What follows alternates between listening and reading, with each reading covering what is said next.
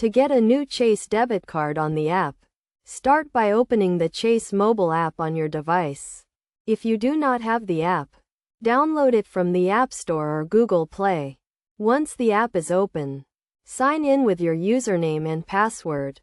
If you are a first-time user, you may need to create a username and password or reset your credentials if you have forgotten them.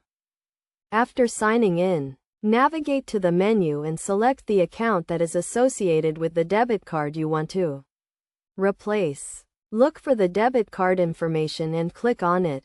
You will see an option to replace your card or request a new card. Select this option to start the process. You will be asked to provide a reason for requesting a new card, such as a lost or stolen card, or a damaged card. Choose the reason that applies to your situation and click Next. Review the information to ensure it is correct, including your name and address.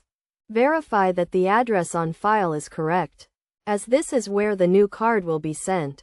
If the address is incorrect, update it before proceeding. Once you have confirmed all the information, submit your request. You will receive a confirmation message indicating that your request has been received.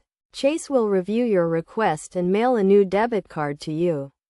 This typically takes 3 to 5 business days. In the meantime, if you need access to your account, you can use the Chase mobile app to make transfers, pay bills, or check your balance. To activate your new debit card when it arrives, sign in to the Chase mobile app, navigate to the account associated with the new card, and look for the Activate Card option. Follow the prompts to activate your card and create a new PIN if needed. Your new Chase debit card is now ready to use.